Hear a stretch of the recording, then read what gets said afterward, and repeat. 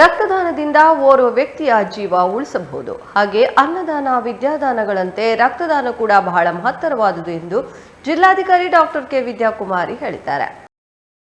ನಗರದ ಗಾಂಧಿ ಆಸ್ಪತ್ರೆ 30ನೇ ವರ್ಷಕ್ಕೆ ಪಾದಾರ್ಪಣೆಯ ಅಂಗವಾಗಿ ರಕ್ತನಿಧಿ ಜಿಲ್ಲಾಸ್ಪತ್ರೆ ಉಡುಪಿ ಇವರುಗಳ ಸಹಯೋಗದೊಂದಿಗೆ ಹಮ್ಮಿಕೊಳ್ಳಲಾದ ಬೃಹತ್ ರಕ್ತದಾನ ಶಿಬಿರವನ್ನು ಉದ್ಘಾಟಿಸಿ ಅವರು ಮಾತನಾಡಿದರು.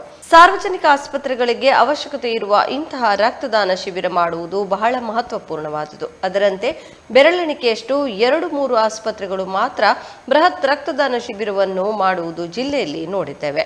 ಎಲ್ಲ ಆಸ್ಪತ್ರೆಗಳಲ್ಲಿ ರಕ್ತದಾನ ಮಾಡಿದರೆ ಜಿಲ್ಲೆಯಲ್ಲಿ ರಕ್ತದ ಕೊರತೆಗಳು ಕಂಡುಬರುವುದಿಲ್ಲ ಎಂದರು.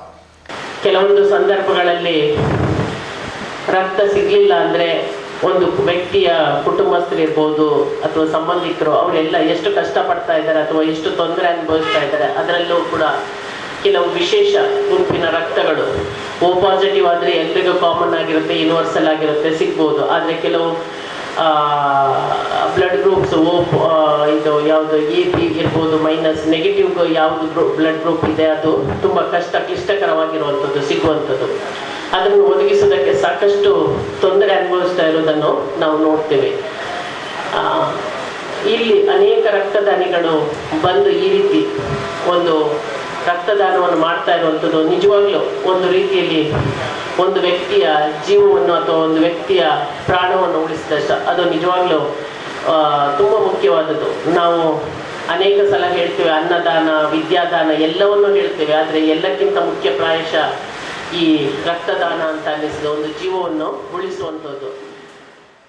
ಬಳಿಕ ಜಿಲ್ಲಾ ಕ್ಷಯರೋಗ ನಿಯಂತ್ರಣಾಧಿಕಾರಿ ಡಾಕ್ಟರ್ ಚಿದಾನಂದ ಸಂಜು ಅವರು ಮಾತನಾಡಿ, ಬೃಹತ್ ರಕ್ತದಾನ ಶಿಬಿರವನ್ನು ಗಾಂಧಿ ಆಸ್ಪತ್ರೆಯವರು ಹಮ್ಮಿಕೊಂಡಿರುವುದು ಬಹಳ ಔಚಿತ್ಯಪೂರ್ಣ. ಜಿಲ್ಲೆಯಲ್ಲಿ ಸಾರ್ವಜನಿಕರು ಖಾಸಗಿ ಆಸ್ಪತ್ರೆಯಲ್ಲಿ 60% ಚಿಕಿತ್ಸೆಯನ್ನು ಪಡೆಯುತ್ತಿದ್ದಾರೆ. ಅವರಿಗೂ ರಕ್ತದ ಸಂಗ್ರಹಣೆ ಸಿಗುವಂತಾಗಲಿ, ಆಸ್ಪತ್ರೆಯು ಅಭಿವೃದ್ಧಿ ಹೊಂದಿ ಅನೇಕ ಮಂದಿಗೆ ಉತ್ತಮ ರೀತಿಯಲ್ಲಿ ಚಿಕಿತ್ಸೆಯನ್ನು ನೀಡಲಿ ಎಂದು ಶುಭ ಹಾರೈಸಿದರು.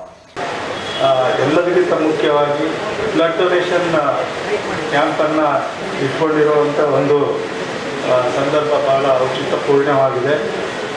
ನಮ್ಮ ಜಿಲ್ಲೆಯಲ್ಲಿ ಏನು ಸಾರ್ವಜನಿಕರಿದ್ದಾರೆ ಆಲ್ಮೋಸ್ಟ್ 60-70% ಖಾಸಗಿ ಆಸ್ಪತ್ರೆಯಲ್ಲೇ ಸೇವೆಗಳನ್ನು ಪಡೀತಾ ಇದ್ದಾರೆ. ಅದರಲ್ಲಿ ಭಾರತ ಆಸ್ಪತ್ರೆಯಲ್ಲಿ ಒಂದು ಖ್ಯಾತ ಆಸ್ಪತ್ರೆ ಗಾಂಧಿ ಆಸ್ಪತ್ರೆ ಆಗಿದ್ದು, ಈ ಒಂದು ಆಸ್ಪತ್ರೆ ಇನ್ನೂ ಹಲವಾರು ವರ್ಷ ಸಾರ್ವಜನಿಕರಿಗೆ ಉತ್ತಮ ಆರೋಗ್ಯ ಸೇವೆಗಳನ್ನು ನೀಡಲಿ ಅಂತ ಹಾರೈಸ್ತಾ ನನ್ನ 2 ಮಾತುಗಳನ್ನು ಮುಗಿಸ್ತೇನೆ. Thank you. ಇದೇ ಸಂದರ್ಭದಲ್ಲಿ ಯುವ ವಿಜ್ಞಾನಿ ಡಾಕ್ಟರ್ ಎನ್ ರಮೇಶ್ ಹೊಳ್ಳ, ನಿವೃತ್ತ ವಿದ್ವಾನ್ ಸಂಸ್ಕೃತ ಪ್ರಾಧ್ಯಾಪಕರಾದ ಡಾಕ್ಟರ್ ಗಣಪತಿ ಭಟ್, ದಿವ್ಯಾಂಗ ಕರ್ನಾಟಕ ಸ್ಟೇಟ್ ಕ್ರಿಕೆಟ್ ಪ್ಲೇಯರ್ ಹಾಗೂ ಆಸ್ಪತ್ರೆಯ ಸಿಬ್ಬಂದಿಯಾದ ಶ್ರೀಲತಾ, ಬಾಲಪ್ರತಿಭೆಗಳಾದ ಮನ್ಯುತಂತ್ರಿ, ಮಧ್ವತಂತ್ರಿ ಇವರುಗಳನ್ನು ಸನ್ಮಾನಿಸಿ ಗೌರವಿಸಲಾಯಿತು.